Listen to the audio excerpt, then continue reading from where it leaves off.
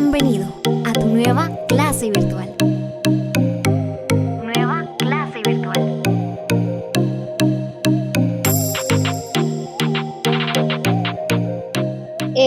Para eso entonces vamos a situarnos, vamos a responder nuestra evaluación de las páginas 178 y 179 del libro de texto de comunicación y lenguaje. Van a disculpar ustedes por la demora, entonces, pero ya estamos acá en la sala. De igual manera, pues, yo les voy a estar dando la inducción, les voy a suplicar que por favor podamos abrir nuestra cámara, podamos encenderla y entonces podamos trabajar en el libro de texto. Vamos a realizar nuestra evaluación de conocimientos y vamos a tener pues una representación muy bien pues realizada de ustedes como estudiantes y de mi persona como docente. Vamos a tener dudas, por supuesto que vamos a tener dudas y las vamos a contestar. Entonces, antes de continuar la clase, vamos a pedirle, gracias Néstor por tener encendida la cámara, a sus compañeras que por favor puedan tener activa su cámara. Vamos a situarnos entonces en la página 178 y 179 de nuestro libro de texto. Y vamos a trasladar, pues, esta información de saberes en el libro como tal. Vamos a comenzar con el inciso número 1 y así nos vamos a ir detalladamente. Si el equipo en dado caso funcionara, pues me conecto desde ahí rápidamente para darle acompañamiento desde la plataforma de EVA. Ahora si no, pues seguimos en esta parte, vamos a trabajar y si tienen dudas, por favor, pregunten. Comenzamos con el numeral 1. ¿A qué grupo literario pertenece el siguiente escritor? Me van a preguntar de dónde vienen estas preguntas. Estas preguntas vienen de toda la tercera unidad del libro. Vamos a dar acompañamiento entonces a estas respuestas. Nos dice por acá que pertenece a la generación del 98, a la generación del 27, a la parte del expresionismo o al noventencismo. Ahora, necesito que por favor identifiquemos esta parte. Cuando nos referimos a la generación del 98, nos situamos rápidamente a la página 135. Si bien es cierto, es literatura pura. Ahora, nos dice que necesitamos identificar a dónde o a qué escritor, a qué grupo literario pertenece este escritor, Pío Baroja.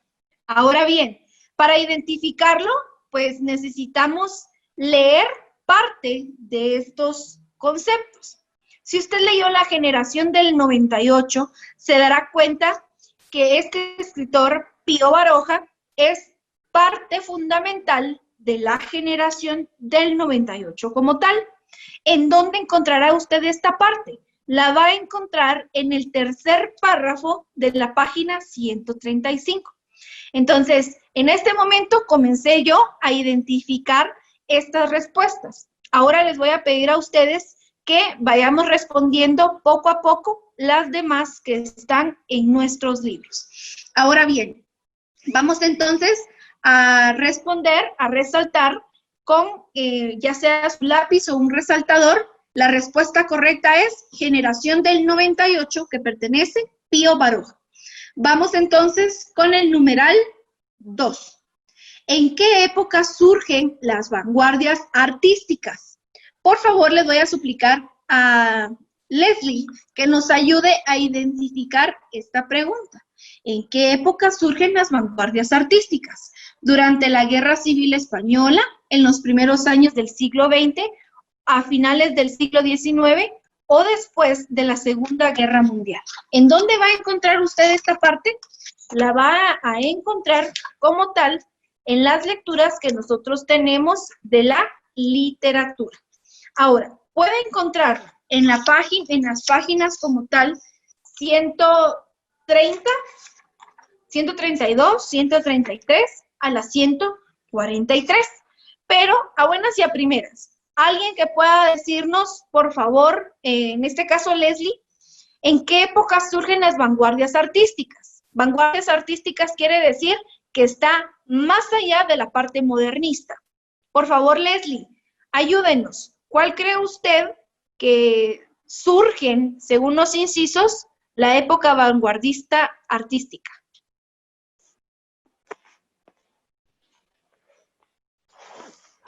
¿Estará por ahí? En los primeros años del siglo XX.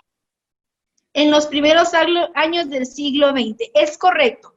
En los primeros años del siglo XX surge la parte vanguardista artística. Así es como tal, recordemos en la parte literaria, creo que en las primeras clases recibimos este contenido de la parte vanguardista, modernista, la parte del criollismo, fue parte del siglo XX. Hablamos del siglo XIX y el siglo XIX como tal es un siglo anterior. No puede ser vanguardista porque la parte vanguardista va más allá de la parte modernista.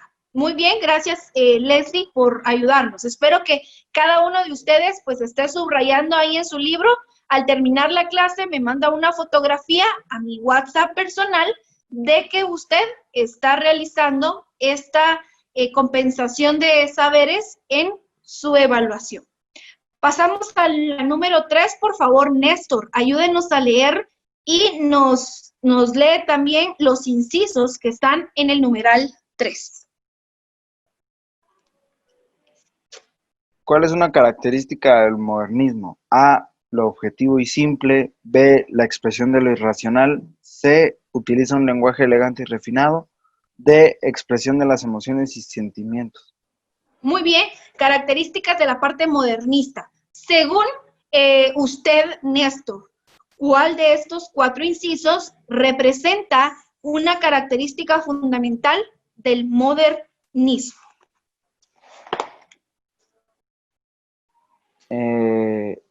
No me acuerdo de haber leído lo de la B, la expresión de lo irracional. No sé si estoy bien. Parte de la expresión de lo irracional, exacto, pero esta utiliza un lenguaje elegante y refinado.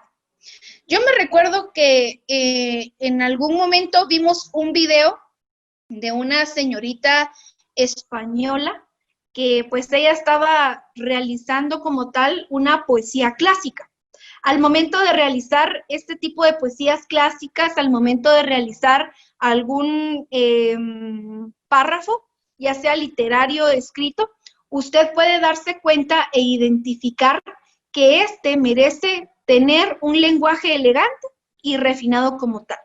Hablamos exclusivamente de literatura, jóvenes. No nos vamos a ir ahorita a comunicación y lenguaje. Es parte de, pero necesitamos realizar recopilación de la información en esta parte literaria. Gracias, Néstor. La respuesta correcta es el inciso C. Vamos entonces al numeral 4. Está por ahí Hilary, le vamos a suplicar que por favor en su libro de texto nos pueda leer el numeral 4 con los incisos que ahí también aparecen. 4. Una característica común de las vanguardias es A. Descripción fiel y exacta de la realidad. B. Creación y descripción de imágenes bellas y coloridas. C. Actitud provocadora y liberal. D. Actitud crítica y ética al devenir histórico. Muy bien. Nos acaba de leer los 4 incisos que allí aparecen en la recopilación de información. La característica común de la parte vanguardista es, según lo que nos leyó Hilary, uno de los 3 incisos que aparecen allí. Hilary, ¿usted cuál de los 4 incisos cree que es el prudente correcto para este numeral 4? Ahora sí, Nica. Todos, por favor, en la recopilación de información, si son tan amables. En cualquier momento también le voy a preguntar a otros que no estén leyendo.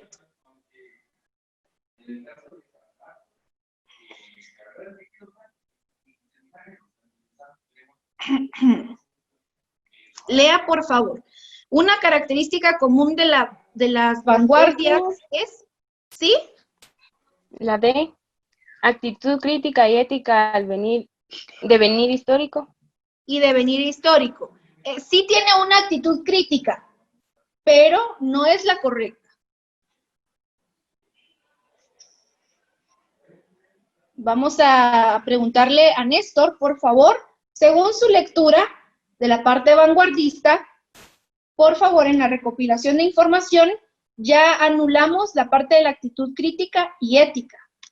Entonces, por favor, pasémonos a la parte de, ya olvidemos esa respuesta al inciso D, está dentro de los otros 3 incisos, ¿cuál será?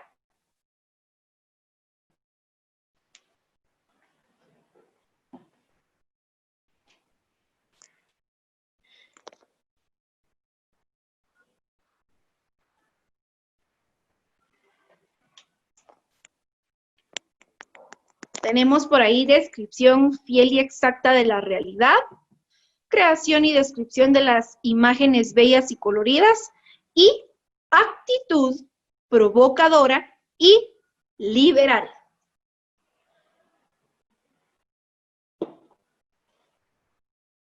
Creo que Néstor se quedó congelada su pantalla.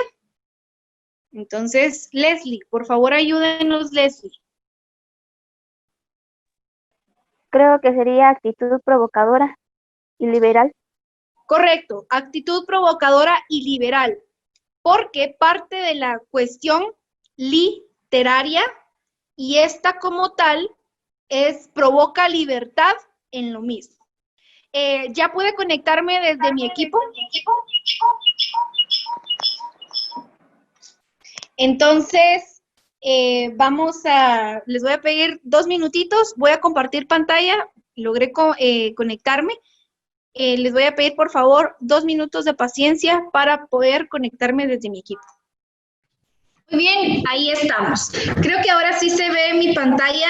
Leslie, por favor, me avisas si sí se ve mi pantalla, por favor. Sí, señor. Muy bien, gracias, muy amable. Bueno, nos quedamos únicamente 2 personas en la sala, esperamos que podamos terminar y creo que si solamente tuviéramos una persona, pues también trabajaríamos de esta manera. Bueno, vamos a continuar respondiendo nuestra parte de evaluación en nuestro libro de Proyecto Saber. Vamos entonces a situarnos en las preguntas que nos corresponden a continuación. Que nos habíamos quedado en la pregunta número 4. Una característica común de la vanguardia es, Leslie nos había mencionado que es actitud provocadora y liberal. Esa es la respuesta correcta. Recordémonos que al momento de leer nosotros la parte vanguardista, nos pasamos a todo lo que tenga que ver con la libertad de pensamiento. Es decir, podríamos decir que como tal pensábamos, analizábamos y a esto que nosotros pensábamos y analizábamos, ¿sí? Elevaba la fiebre de la parte estética en el siglo XX. El siglo XX, recuérdense que fue parte de la época vanguardista artística. Ahora, pasémonos entonces al numeral 5, en donde específicamente nos da esta pregunta. Un autor representativo de la generación del 27 es, nos dan los 4 incisos y dice, Rafael Alberti, Juan Ramón Jiménez, Gustavo Adolfo Bécquer y Miguel de Unamuno. ¿En dónde vamos a averiguar quiénes eran autores representativos de la generación del 27? pues en la lectura dirigida que tuvimos. Vean, esta parte de la plataforma de EVA es totalmente un mundo ustedes, porque nos representa a través de esta pantalla lo más interesante de nuestros libros. Y es preciso saber y recordar que cuando nosotros hacemos una retroalimentación de lo que hemos leído, pues necesitamos identificar como tal las respuestas correctas para saber qué tanto hemos aprendido. Ahora, la generación del 27. ¿Usted en dónde puede encontrar esta parte de la generación del 27? La puede encontrar en las páginas 134 y 135. Para ayudarle en esta parte, déjeme comentarle que la respuesta correcta es Rafael Alberti. Él fue un autor representativo en la generación del 27 y fue conocido como uno de los que estuvieron a la vanguardia de la parte literaria. Es decir, este autor como tal tuvo gran influencia dentro de la literatura vanguardista. Recordémonos que la literatura vanguardista como tal es liberal y este autor, Rafael Alberti, fue parte de la literatura liberal en el siglo XX. Comenzamos entonces a la retroalimentación de comunicación y lenguaje como tal, ya no hablando de el curso, ya no hablando de literatura, sino hablando de la representación de comunicación y lenguaje. Está bien, Hilary, no tenga pena, ya leí su mensaje, muy amable. Número 6, Hilary, por favor, léanos lo siguiente que aparece en la página 178. Numeral 6, juntamente con sus, con la parte de sus, de las respuestas, posibles respuestas que puedan aparecer por ahí. Ok. ¿Qué sintagma se resalta en la oración y qué función cumple? Ese día llegó Marta muy alegre. A. Sintagma nominal, objeto directo. B. Sintagma nominal, sujeto. C. Sintagma verbal, núcleo del predicado. D. Sintagma nominal, objeto indirecto. Muy bien, la oración creo que es muy clara y sencilla. Ese día llegó Marta muy alegre. ¿Qué tipo de sintagma será esta oración, Hilary?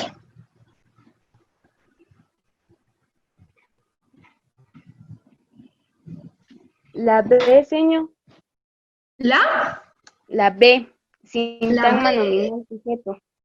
Sintagma nominal sujeto, exacto.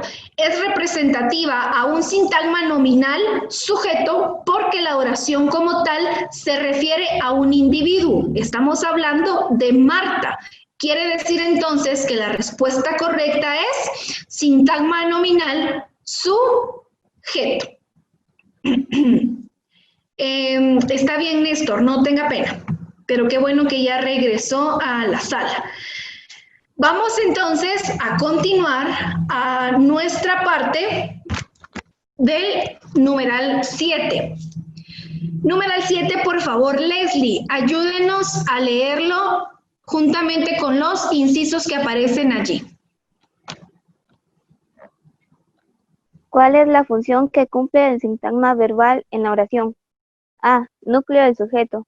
B. Objeto indirecto. C. Núcleo el predicado. D. Complemento del sujeto. Muy bien, entonces pensemos, pensemos muy bien antes de responder. ¿Cuál es la función que cumple el sintagma verbal en la oración? Pensemos, analicemos muy bien. Función que cumple el sintagma verbal en la oración. Les voy a dar un minutito para que lo piensen.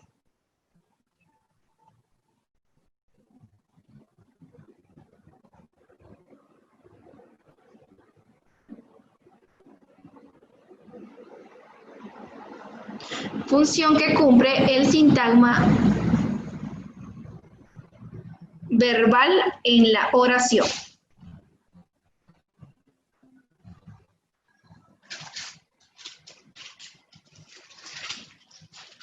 Bueno, de estos tres incisos, Néstor, ¿cuál cree usted que es la función del sintagma verbal?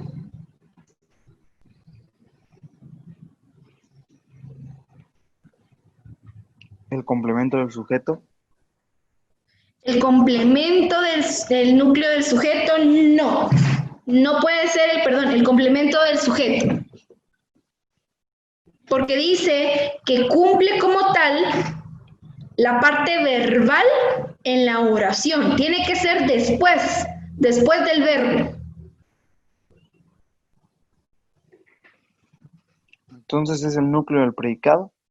Correcto, es el núcleo del predicado, porque este como tal es de mayor jerarquía, porque define como tal la parte resultante de la oración. Es decir, el verbo en la oración va después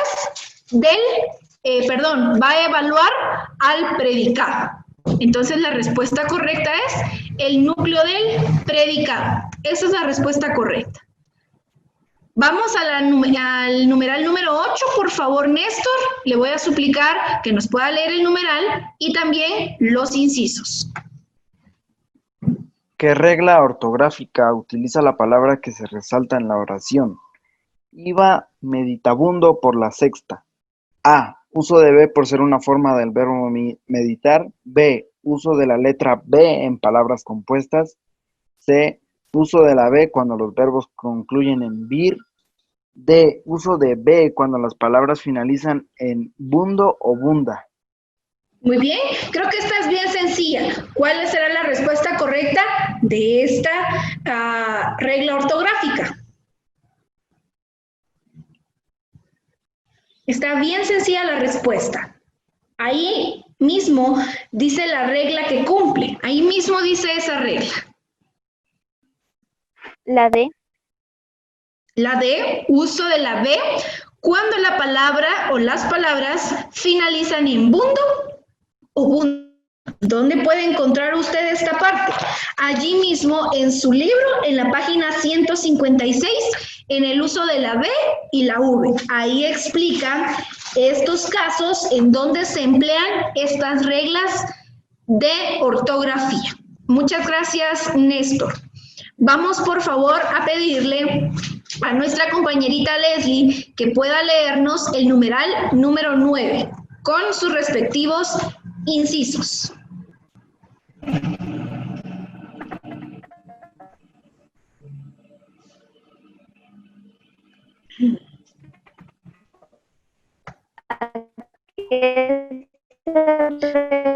Leslie, estamos teniendo problemas con su internet.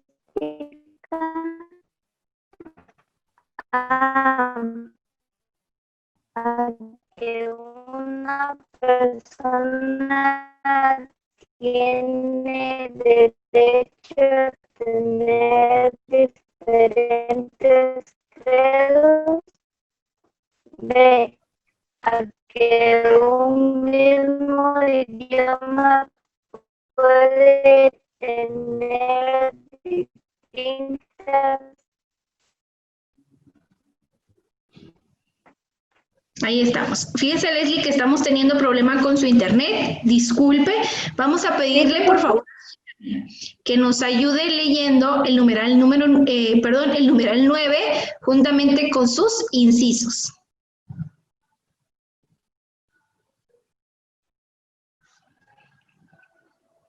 Hilary, ¿estará por ahí? Sí, señorito. Muy bien. Ayúdenos entonces con el numeral 9. Bueno, ¿a qué se refiere la diversidad lingüística? A que una persona tiene derecho a tener diferentes credos. B, a que un mismo idioma puede tener distintas variantes. C, a que un país o región se hablan distintos idiomas representativos de varias culturas. D, a las distintas etnias que viven en un país.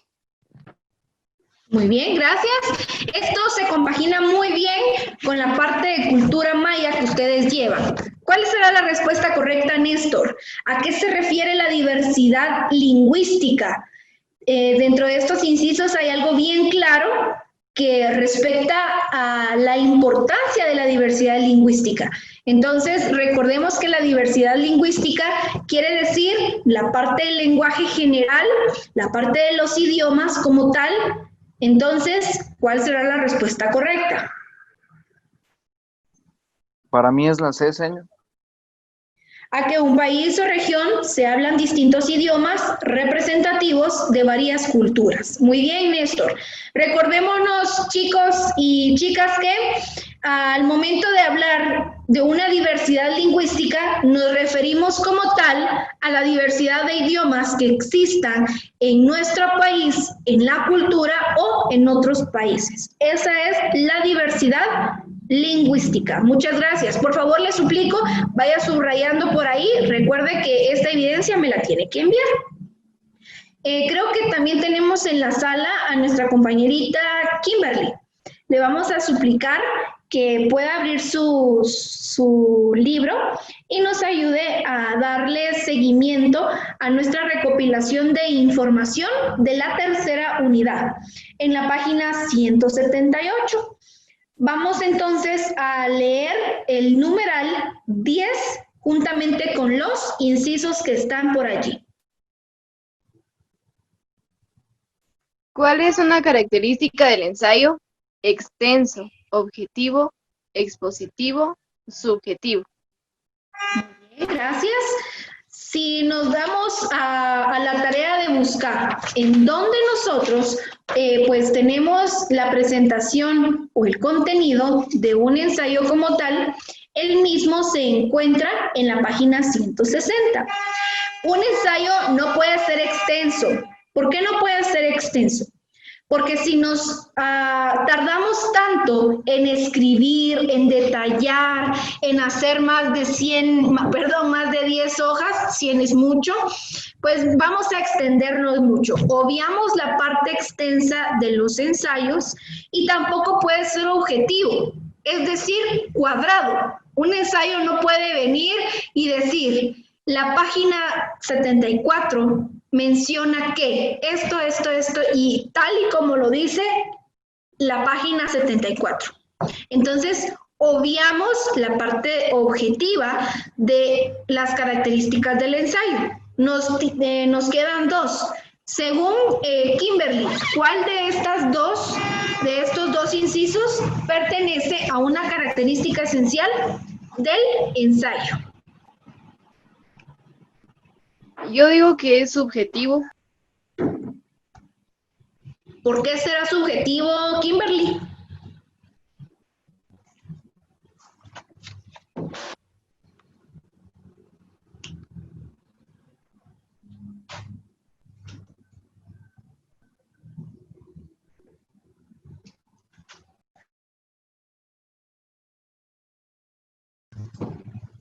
A ver, voy a refrescar un poquito. Cuando hablamos de algo objetivo, es decir, que así como es, se hace.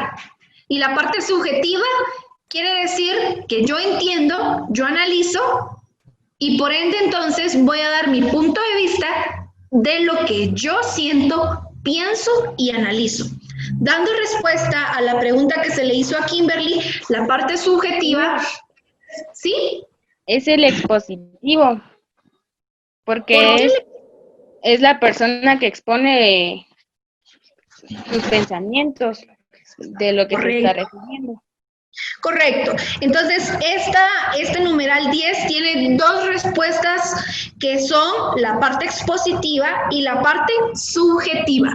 Muy bien, Hilary, usted expone lo que usted pensó, analizó del tema y es subjetivo porque usted pensó, analizó y ahora está escribiendo. Entonces, estas dos respuestas son claves en la parte de una característica como tal del ensayo.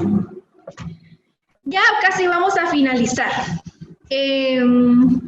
Vamos a dejar, por favor, la parte de la página 179, en donde dice resuelve las preguntas 11, 12 y 13 a partir del siguiente texto. vamos a dejarlo para que usted en 5 minutos máximo, quiere decir a las 10:14, le voy a decir tiempo.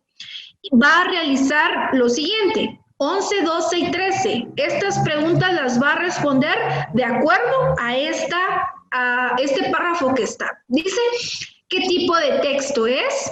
¿Cuál sería la lista de palabras claves más apropiadas según el tema del texto? ¿Y para qué tipo de público fue escrito el texto?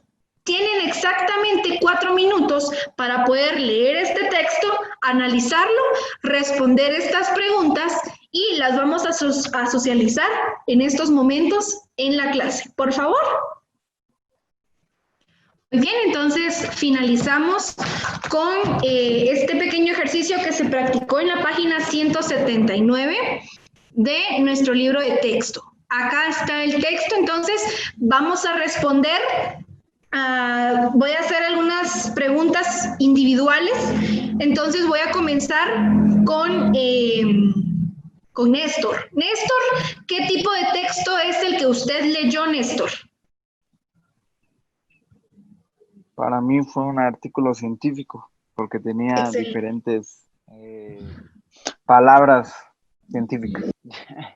Bien, también aparte de palabras, siglas que representan la parte científica. Muy bien, entonces es un artículo científico. Gracias, Néstor. Vamos a continuar con Kimberly Dayana en el numeral 12. ¿Cuál sería la lista de palabras clave más apropiadas según el tema del texto? ¿Cuál sería la lista de palabras clave más apropiadas según el tema del texto? Yo digo que es el inciso D, emisiones de CO2, impacto ambiental y turismo. Correcto. Si estamos hablando de un artículo científico, no podemos hablar de solamente el turismo, ¿verdad? Sino, según la lectura, hablaba de las emisiones del CO2, del impacto ambiental y el turismo. Si usted lo tiene así, está correctamente bien. Y el numeral 13, por favor, Hilary, ayúdenos para identificar para qué tipo de público fue escrito el texto.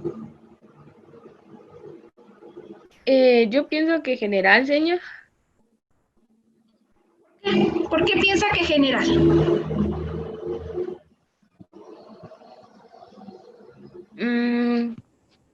No sé. Está bien, la respuesta que me dio está correcto. Es general porque es un artículo como tal. Y si es un artículo, puede ser representativo de manera general. Ahora, si hubiera sido un artículo de materia como tal, entonces sí, únicamente hubiera sido para especialistas ambientales. Pero fue una información significativa para el público en general. Ya únicamente nos hacen falta 3 preguntas para terminar nuestra clase virtual y entonces ya finalizaremos. Inciso 14. ¿Cuáles son los signos del teatro que utilizan los actores para acompañar a las palabras y transmitir diversos sentimientos y emociones? Kimberly Dayana, ¿cuáles son esos signos del teatro que utilizan los actores para acompañar a las palabras y transmitir diversos sentimientos y emociones? Los gestos y mímicas, tal vez. Excelente, ahí estamos. Gestos y mímicas. ¿En dónde puede encontrar usted esto? Usted puede encontrar esta parte de la retroalimentación en los signos del teatro, en la página 166 de su libro de texto. Si tiene gestos y mímicas, está correctamente bien. Y por último, finalizamos con esta pregunta. ¿Cuál es el principio de neutralidad de la web? Néstor, ayúdenos. ¿Cuál es el principio de neutralidad de la web? Los contenidos que se encuentran en Internet están disponibles para todos. Crear claves de acceso y bloquear páginas. Utilizar las páginas que se deseen sin responsabilidad o se deben seleccionar solo algunos contenidos. Según estos incisos, ¿cuál es el principio de neutralidad de la web? Cuando hablamos de la web, nos referimos a Internet. Los contenidos que se encuentran en están disponibles para todos. Excelente. Esta es la parte neutral de los sitios web, que todos se encuentren para el alcance de todo o cualquier tipo de personas que ingrese. Es por eso que a veces, en ocasiones en el Internet nos piden realizar algunos signos o algunas claves para detectar que no somos robots, ¿verdad? De lo contrario, pues todos tenemos acceso al Internet.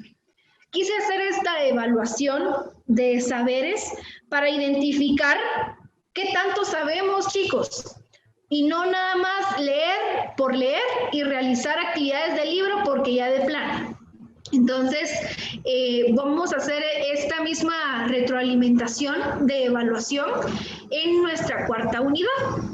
Entonces, ya para finalizar la clase, únicamente me queda mencionarles. Ya el proyecto fue elaborado para cada uno de ustedes.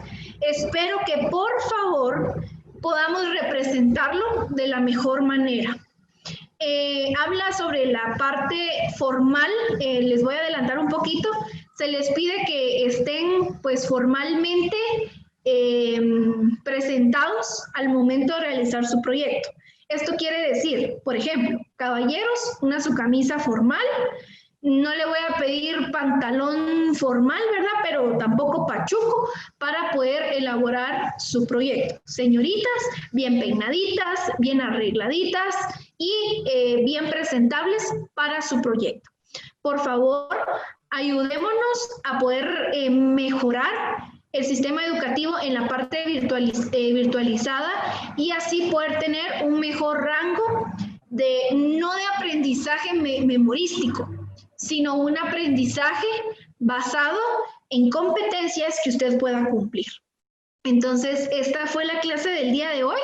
Esperamos que haya aprendido algo, que yo creo que sí aprendimos bastante. Y pues recordemos que en la cuarta unidad vamos a estar también trabajando en la misma modalidad. Qué gusto verlos a cada uno de ustedes, a los compañeros que les pedí que se comunicaran conmigo. Pues voy a responderles en estos momentos.